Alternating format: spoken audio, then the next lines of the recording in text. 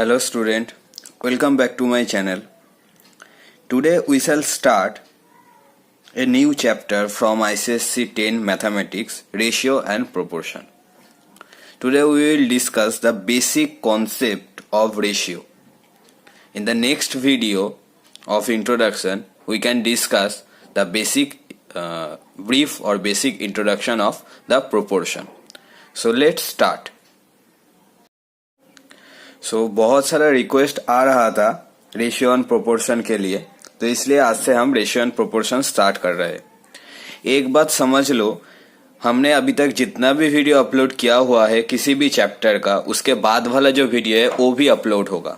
ठीक है, तो आप लोगों का जैसा रिस्पॉन्स रहता है, आप लोग जो चैप्टर पहले चाहते हो, जो सम्स पहले चाहते हो, हम ऐसे करते. तो थोड़ा सब्र करो, सब अपलोड होगा धीरे धीरे. तो अगर आप लोग मेरे चैनल पे नए हो तो जरूर सब्सक्राइब कीजिए, क्योंकि आने वाले वीडियो में मैं पूरा ICSC 10 का मैथ का सिलेबस कंप्लीट करूंगा. और अगर आप लोगों को ये वीडियो अच्छा लग रहा है, अगर आप लोगों को इससे कुछ हेल्प हो रहा है, तो वीडियो को जरूर लाइक एंड शेयर कीजिए आपके दोस्तों के साथ. तो चलिए शुरू करते हैं. तो ये जो रेशियो है ये हम लोगों ने क्लास 8 में भी पढ़ा हुआ है, 9 में भी पढ़ा हुआ है, तो हम लोगों को पता है रेशियो क्या है. तो उससे पहले हम थोड़ा रिकॉल कर लेते हैं व्हाट इज रेशियो. ठीक है, तो देखो रेशियो बेसिकली क्या है. अगर मैं लिखूं A:2, A:2B, तो ये क्या है, ये मेरा एक रेशियो है. ठीक है, अभी ये वाला साइन क्या है, ये वाला साइन रेशियो का साइन है, और इसको क्या कहते हैं, is2. तो इसको हम क्या कहेंगे, A:2B. ठीक है, अभी इतना तो हम लोगों में क्लैरिटी है अभी तक हम लोगों ने जितना भी रेशियो किया हुआ है, कि इसको हम लिख सकते हैं फ्रैक्शन के रेस्पेक्ट में. कैसे, A/B. समझ आया, A/B. तो A:2B को हम लिख सकते हैं A/B. इतना क्लैरिटी हम लोगों को है. अभी इस A को क्या कहते हैं, ठीक है, इसको कहते हैं फर्स्ट टर्म और एंटीसीडेंट. ठीक है, और ये B को हम क्या कहेंगे, सेकेंड टर्म और कॉन्सिक्वेंट.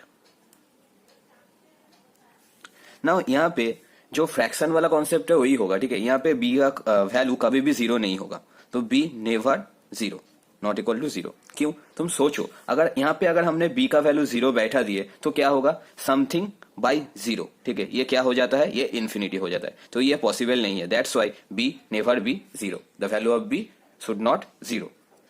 तो अभी हम लोग बात करते हैं, तो हम लोगों को पता क्या चला, ये तो फॉर्मेट में कैसे लिखते हैं हमने ये समझ लिया. अभी रेशियो है क्या.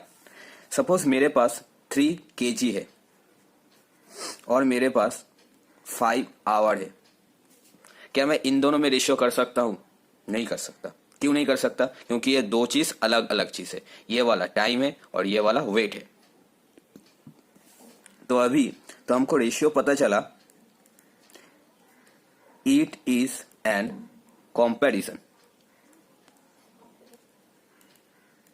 ये कंपैरिजन है. क्यों कंपैरिजन है, देखो जब मैं A/B बोल रहा हूं, ठीक है, तो एक के रिस्पेक्ट में दूसरा वाला कह रहा हूं. ठीक है, तो अगर 2/3 हुआ तो 3 के रिस्पेक्ट में 2, सही है ना. तो इसके हिसाब से रेशियो क्या है, इट इज एन कंपैरिजन. अभी सिर्फ तो कंपैरिजन कहने पे नहीं होगा, फिर तो हम 3 kg और 5 आवर भी कर सकते हैं. ठीक है, तो comparison between two same kind of quantity, same kind of quantities. इसका मतलब क्या हुआ, देखो 3 kg और इसके साथ मैं 100 ग्राम, ये मैं कंपैरिजन कर सकता हूं. क्यों, क्योंकि ये भी मेरा वेट है, ये भी मेरा वेट है. ठीक है, 5 आवर इसके साथ मैं 6 मिनट इसका कंपैरिजन कर सकता हूं. ठीक है, तो अभी यहाँ पे 3 kg और 100 ग्राम कंपैरिजन तो कर सकता हूं, लेकिन यहाँ पे एक और भी कंडीशन है. वो क्या होना चाहिए, वो सेम यूनिट होना चाहिए, वो सेम यूनिट भी होना चाहिए. ठीक है, मतलब अगर सेम क्वांटिटी हो तो उसको हमको कन्वर्ट करना है. तो हम कैसे करेंगे, एक एक करके कर लेते. तो 3 kg इसको अगर ग्राम में कन्वर्ट करेंगे तो कितना आएगा, 3 × 1000, और यहाँ पे तो 100 ही है, तो ये वाला भी ग्राम हो गया, ये वाला भी ग्राम हो गया. अभी कैंसिल करेंगे तो मेरा कितना आया, 30/1. तो मेरा रेशियो आया 30:1. ठीक है, अभी देखो ये दोनों ही ग्राम है, इसका मतलब ये कैंसिल आउट हो जाएगा. इसलिए ये क्या है, ये सेम काइंड ऑफ क्वांटिटी है, इसलिए इसका कोई रेशियो नहीं है, रेशियो का कोई यूनिट नहीं है, ठीक है, नो यूनिट. इसका कोई यूनिट नहीं है। सिमिलरली अगर मैं इस वाले को करूं तो 5 आवर इज टू 6 मिनट। देखो ये क्या होगा, 5 hour by 6 minute equal to, अभी आवर को मिनट में कन्वर्ट करना पड़ेगा। We know 1 hour equal to how many minutes, 60 minute. तो आवर से मिनट में कन्वर्ट करने पे मल्टीपल इंटू 60। अब ये भी मिनट हो गया और यहाँ पे 6 मिनट है, ठीक है। तो ये वाला मिनट और ये वाला मिनट कैंसिल हो जाएगा, तो मेरा आएगा, अच्छा ये भी कैंसिल होगा 10, तो मेरा आएगा 50/1, तो इक्वल टू 50:1। इसका मतलब मुझको क्या पता चला, रेशियो का कोई यूनिट नहीं होता। तो अभी ये रेशियो में और एक बात रह जाता है, वो क्या रह जाता है, कभी भी कोई भी हम रेशियो को स्मॉलेस्ट फॉर्म में लिखना होता है, ठीक है, स्मॉलेस्ट फॉर्म में। तो कैसे हम स्मॉलेस्ट फॉर्म में, इसका मतलब क्या हुआ, सपोज देखो मेरे पास 20/30 है, ये मेरा एक रेशियो है 20:30। अभी 20:30, इसको तो ये तो बड़ा वाला फॉर्म है, ठीक है, इसको हम काट सकते, 0 0 अगर कैंसिल करते तो मेरा कितना आएगा, 2:3, 2:3। सिमिलरली सपोज मेरे पास दिया हुआ है 10 और 15, ठीक है। अभी देखो इसको भी हम काट सकते, 5 से करते, 5 2 सा 10, 3 5 सा 15।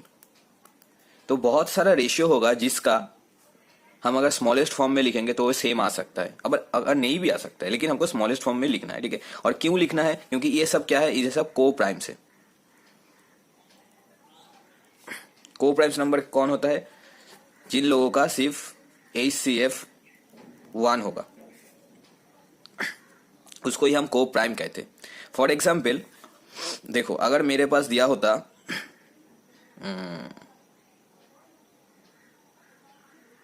40 और 45, अभी 5 से काटेंगे, 5 9 सा 5 8 सा इक्वल टू 8:9। अभी इन दोनों में अगर हम HCF दिखा ले तो कितना आएगा, 1 आएगा। दोनों ही 1 से ही डिविजिबल है और कोई नंबर से नहीं, जो दोनों ही डिविजिबल हो। ये 8 से डिविजिबल है लेकिन 9 8 से नहीं है, और 9 अगर 9 से डिविजिबल है तो 8 से नहीं है, लेकिन ये दोनों ही 1 से डिविजिबल है, तो मेरा HCF 1 आया। तो ऐसे नंबर को हम क्या कहते हैं, को प्राइम्स। इसका मतलब यही लास्ट स्मॉलेस्ट फॉर्म है, ठीक है, हमको स्मॉलेस्ट फॉर्म में लिखना है। तो ये तो मेरा हो गया बेसिक कॉन्सेप्ट ऑफ रेशियो। अभी इस वाले क्लास में क्या है, इस रेशियो का हम बहुत तरीके से एक्सप्रेस कर सकते हैं, बहुत सारा दूसरा भी रेशियो हम फॉर्मेट में लिख सकते हैं। वो क्या है हम लोगों को पता होना चाहिए। तो फर्स्ट देखो, पहले मैं एक रेशियो कंसीडर करता हूं, A:B, और हम लोगों को इतना क्लैरिटी है, इसको हम लिख सकते हैं A/B। अभी पहला वाला हमको निकालना है, रेशियो यही वाला है, पहला वाला हमको निकालना है डुप्लीकेट रेशियो।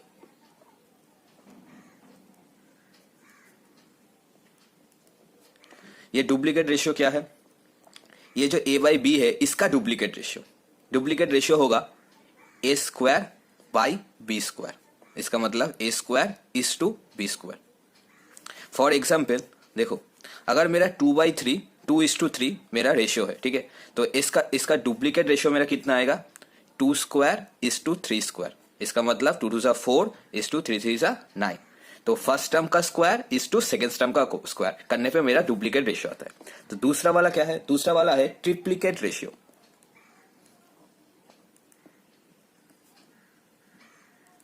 ये वाला क्या है, A³/B³ इक्वल टू A³:B³। इसका मतलब अगर कोई रेशियो मेरा A:B है तो उसका ट्रिप्लीकेट रेशियो होगा A³:B³। Triplicate try stand for 3, duplicate deep ये स्टैंड फॉर 2, ठीक है।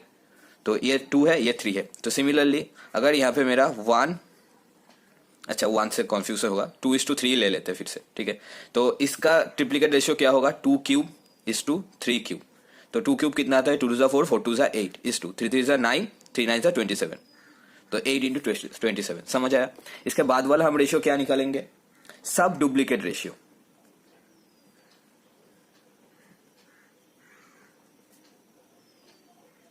देखो सब डुप्लीकेट रेशियो क्या है, square root of A by square root of B equal to √A:√B।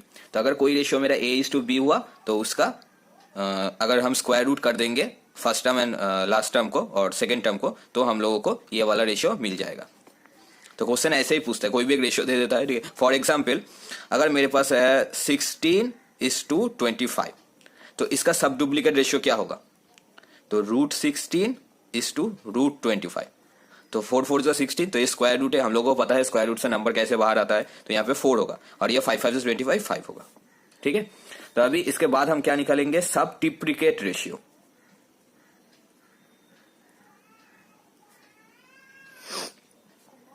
ये वाला क्या है, cube root of A by cube root of B, तो equal to cube root of A is to cube root of B. यही example से समझ लेते हैं कैसे होगा।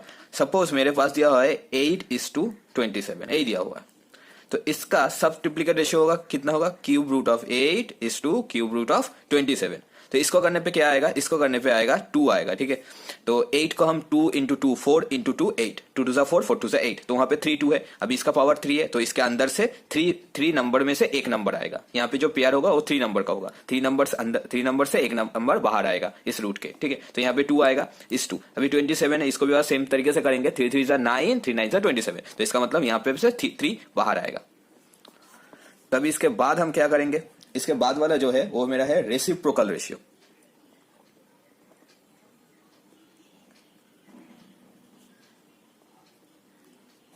नाम से ही समझ आ रहा है रेसिप्रोकल करना होगा, तो यहाँ पे जो a इज टू बी है, इसको हम क्या लिख सकते हैं, 1/a इज टू 1/b। अभी मैंने पहले भी बताया हुआ है, अगर ऐसा कुछ सपोज आ गया तो हमको क्या करना है, हमको एलसीएम से उसको मल्टीपल कर देना है। ये हम लोगों ने पहले भी रेशियो में किया हुआ है बहुत सारे सम में। सिमिलरली यहाँ पे a यहाँ पे b है, इन दोनों का एलसीएम क्या होगा, ab, तो उससे मल्टीपल करेंगे, तो इसको अगर ab से मल्टीपल करेंगे तो ab by a is to ab by b। अब यहाँ पे a कैंसिल, यहाँ पे b कैंसिल, तो मेरा आएगा b इज टू a। तो इसका मतलब क्या, देखो b बाई a, तो समझ आया, देखो यहाँ पे a बाई b और इसका रेसिप्रोकल कितना हुआ, b बाई a, तो यही है मेरा रेसिप्रोकल रेशियो। तो फॉर एग्जाम्पल अगर मेरा मेन रेशियो 2:3 हुआ, तो इसका रेसिप्रोकल रेशियो कितना होगा, 3:2। सिंपल सी बात है। तो अभी इसके अलावा और एक कॉन्सेप्ट रह जाता है, वो वाला क्या है, सपोज मेरे पास 3 और 4 रेशियो है, अच्छा ये वाला है कंपाउंड रेशियो।